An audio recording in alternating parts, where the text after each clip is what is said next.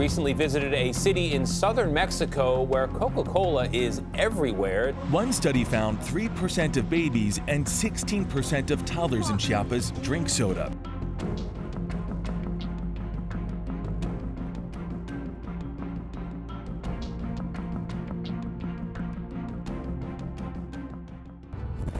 Suppose you go to a supermarket and there's a sale going on. There are two products, life and death, and you have to buy one of them. But death is cheaper, easily available, and more affordable than life. What would you choose? All of us with sane, healthy minds would have chosen life at every cost, right? Now, what if I tell you there are some people, in fact, a lot of people, well, the entire country of Mexico that has chosen death over their lives just because of a few simple reasons. It is cheap, affordable, and it is more widely available than clean drinking water. As of today, Mexico's total population approximately stands out at 130 million, out of which nearly 86 million people are overweight, 40 million people are obese, and almost 26 million people are diagnosed with diabetes. In simple words, 7 out of every 10 individuals in Mexico are either diabetic or obese and are standing at life-threatening edges. And all of it because of Coca-Cola, a 300 billion corporation that decided to trade the lives of people for some extra profits. To understand the problem, we'll have to travel back in the past when aggressive marketing campaigns and tax-free trades because of the North American Free Trade Agreement, which brought down the prices extensively.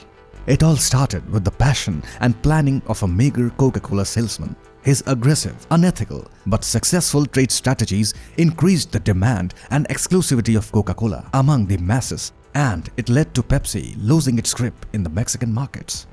The initial strategies were followed by a number of capital-intensive marketing campaigns. Coca-Cola sponsoring the Olympics and then the World Cup impacted the positive brand image and made it a hero among the masses. The success and popularity of the brand only increased with time, and then Vincent Fox winning presidential elections made the drink so widely available and affordable that in parts of the country it was easier to find and buy Coca-Cola than to access clean water. The empty calories in the sugary beverage made it a popular drink among the financially backward class. Malnutrition was a major social evil that Mexico was fighting during those times. The malnutritioned needed calories and carbs but couldn't afford it. Coca-Cola became a savior for them due to its petty prices and high calories. Little did they know, the high calories came along with high sugar content that would turn out to be one of the biggest epidemics the country will ever face. Coca-Cola was now integrated with the culture and religion. There still exists a church in Chiapas, a state of Mexico. The local flag bearers of religion in the southern state of Chiapas one day replaced their traditional liquor with Coca-Cola. They began using it in churches, in healings, in other religious ceremonies. In fact, the Coca-Cola Church, formerly known as the St. John's Church, still continues the practice. Coca-Cola is used as a holy offering to the Lord. It is used in treating diseases. It is used in healing practices and whatnot. The cheap price of Coca-Cola came with a cost that the Mexicans realized much later.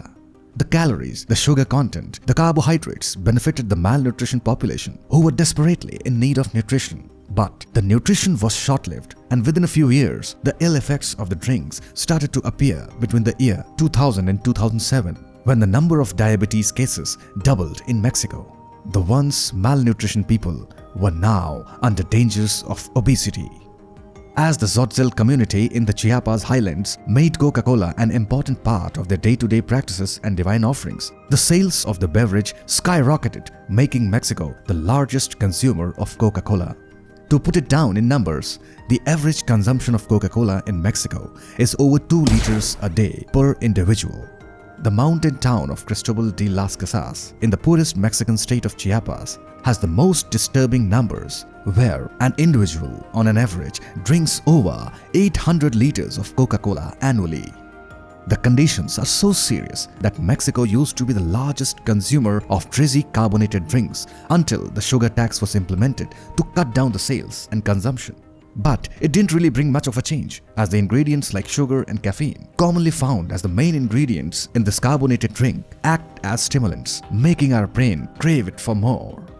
The lack of awareness of the ill effects of these drinks are the main reason they continue to rule the minds and markets of the local Mexicans even today. As Coca-Cola being an important part of Mexican culture, it also influences the country at political levels. This is one major reason the awareness campaigns against Coca-Cola were suppressed for a long time.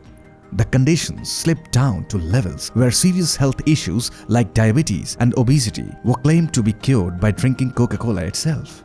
Houses in Mexico have tanks full of Coca-Cola instead of water for regular consumption and easy access. Diabetes is usually a condition that can be controlled from worsening, but the lack of awareness and knowledge about the cause is leading to horrendous results. The condition is such that over 75,000 amputations had to take place just last year due to extreme high sugar levels, which led to conditions like elephant's foot, and the patients eventually ended up with lost limbs. The alarming rates in blindness due to diabetes is another problem. In remote communities, such blindness is said to be cured with high doses of Coca-Cola. With diabetes and obesity, conditions like laziness, lack of energy, and disrupted mood swings also affect people. And as Coca-Cola itself triggers a sudden spike of energy for a short span, it led people to consume more of this carbonated beverage to trigger short energy spikes. Today, the average blood sugar levels of a Mexican resident is over 160 to 200 milligrams per deciliter, which is alarmingly high. And despite diabetes being a controllable medical condition, the mortality rate due to diabetes are negligent in most parts of the world. But in Mexico, the mortality rate is over 70%. The addition of Coca-Cola in Mexico has now taken the shape of an evil that will potentially wipe off the race from the face of the earth in the coming generations, or at least curse them with genetic disorders to deal with in the coming generations. Coca-Cola also indirectly results in the loss of economic conditions, as more people are diagnosed with life-threatening diseases and spend most of their earnings in medicines and treatments. Mentally, the brain has become unresponsive, numb. Coca-Cola is not just criticized because of its dangerous health hazards. It is also the reason that contributes to water shortages in parts of Mexico that leads to wells drying up, and hence the entire cycle created a social loop forcing people to look for an alternative to clean water, and considering the poor economic conditions, they chose affordability over their lives. Coca-Cola is also accused of employing child laborers in its factories, and the company was also fined heavily in the year 2014 when the Mexican government found Coca-Cola and a local bottling company discharging their wastewaters into the river in Chiapas. If rumors are to be believed, then it is said that Coca-Cola had a history of adding cocaine in their drinks until early 1900s. What if Mexican Coca-Cola still contains traces of cocaine that promotes the addiction? It is also true that the former Mexican president Vincent Fox was once a Coca-Cola regional head, so anti-Coke protesters accuse him of having traded the lives of Mexicans in exchange of profits for the organization. The government has finally begun taking some minor steps towards breaking the social norm of celebrating carbonated drinks, but the cure of this widely spread epidemic is nowhere near its end as of now. There are a handful of measures that may have been taken by now. Clean drinking water must have been made available to the masses, especially in the areas with water scarcity.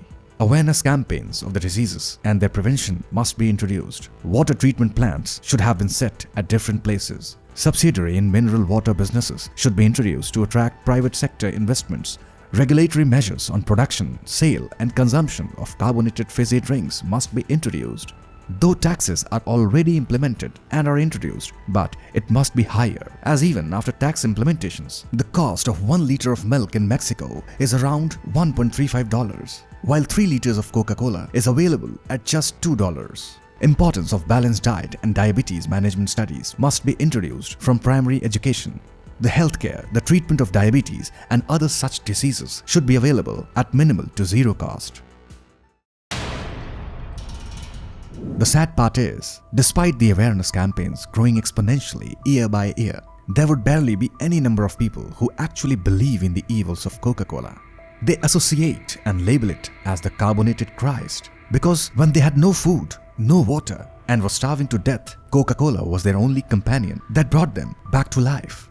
The current and young generation, for once, even considers giving the ill effects of Coca-Cola a thought. But the older generations refuse it on face and continue to consume it as an alternative to water. Currently, the entire nation of Mexico is battling against this gigantic evil, and the fight is not going to be an easy one. It'll take generations or at least decades to be able to experience visible changes. The country today is undergoing a serious hazardous health crisis, but Coca-Cola can't be the sole reason to be blamed. The internally corrupt government, the lack of awareness of the terrifying future, lack of regulatory bodies supervising trades, and ignored healthcare are other evils that have co-partnered all together and are evenly responsible for the heart-wrenching condition of Mexico and its people.